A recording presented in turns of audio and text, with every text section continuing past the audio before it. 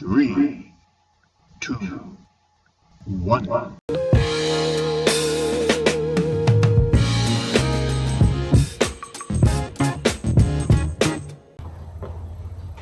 Halo, selamat pagi. Assalamualaikum warahmatullahi wabarakatuh. Nah, ini jajaran beberapa bonsai yang sudah saya benahi. Ada loa, ya. Ada bougainville Singapura, ada Hokiante. Nah, ini serut. Ini kita akan pruning tipis-tipis lagi ya. Oke sahabat, sejak pagi saya sudah mengelilingi kompleks mencari bahan bonsai, tapi yang saya dapat malah bunga untuk istri ya, keladi ya. Nah, setelah itu saya angkat satu persatu bonsai saya yang akan saya pruning sedikit ya. Kebetulan sekarang musim hujan, jadi kesempatan untuk kita pruning supaya nanti tumbuh tunas dan daun-daun yang lebih kecil lagi. Oke sahabatku, diikuti pengerjaannya.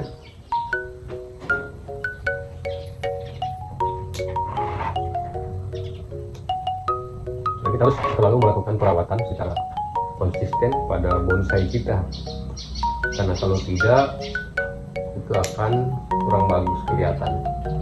Nah, gitu sahabatku. Nah, ini namanya kita press ya, di perantingannya gunanya supaya nanti lebih rapat, jadi perantingannya lebih rapat.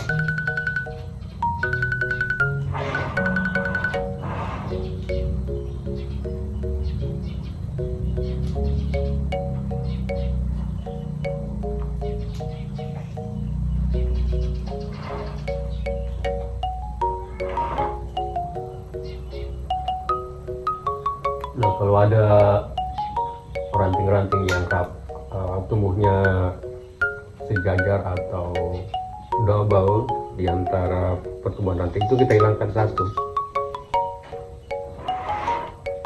sambil kita mengontrol kalau ada hama yang menempel di bonsai kita. Nah, kuncinya bahwa membentuk sebuah bonsai itu harus proporsional tumbuhnya dari atas. Ada mahkota, terus di bawah mahkota. Itu kalau mahkota itu lebih mengerucut di atasnya, terus di bawah itu minimal dia lebih panjang posisinya dari mahkota. Ya, itu kalau formal ya. Nah, ini, jadi dia membentuk seperti tangga. Tangga itu, nah, dan di sini di antara kumpulan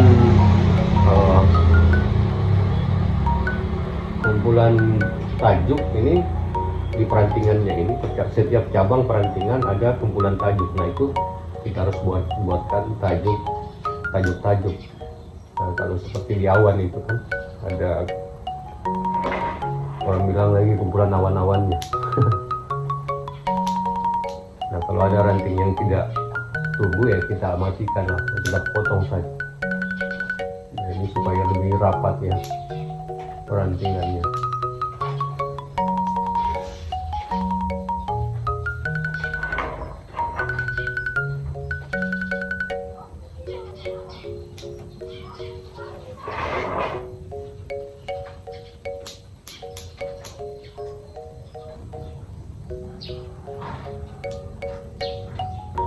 Ini masih banyak yang lowong.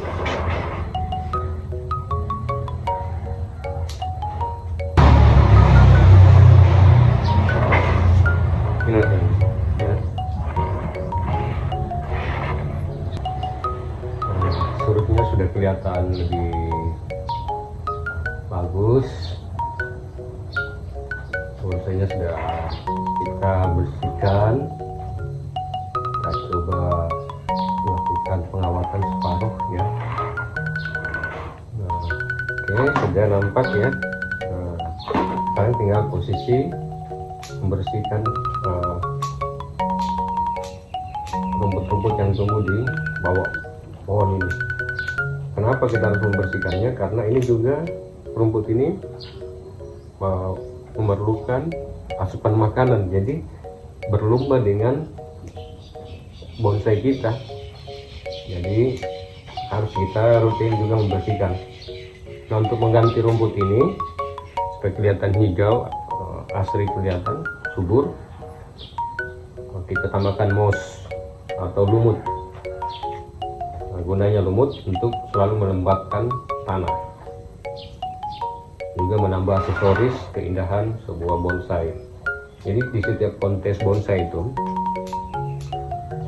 sebelum kita turunkan bahan kita sudah melakukan penambahan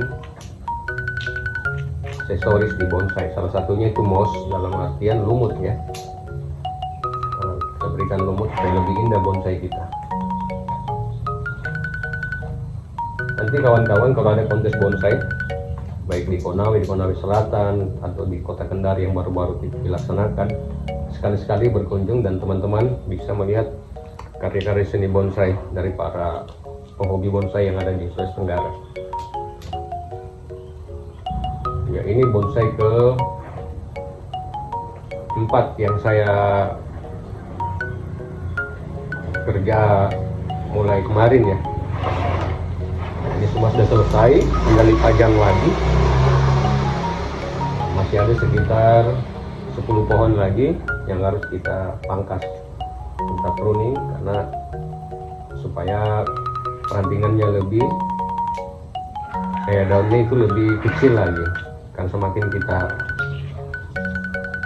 bersihkan atau pruning daun, itu akan tumbuh daun-daun semakin kecil, apalagi kalau perantingannya sudah rapat. Konsepnya seperti ini, semakin banyak yang memerlukan asupan makanan di dalam sebuah kelompok perantingan ini, maka potensi daun-daun itu mengecil itu semakin sangat besar.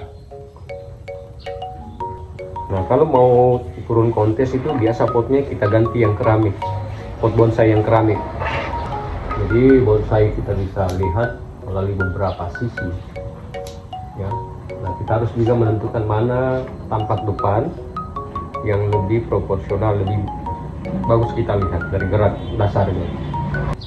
Kalau dalam konsep pohon-pohon yang formal itu tajuk-tajuknya itu harus seperti tangga ya,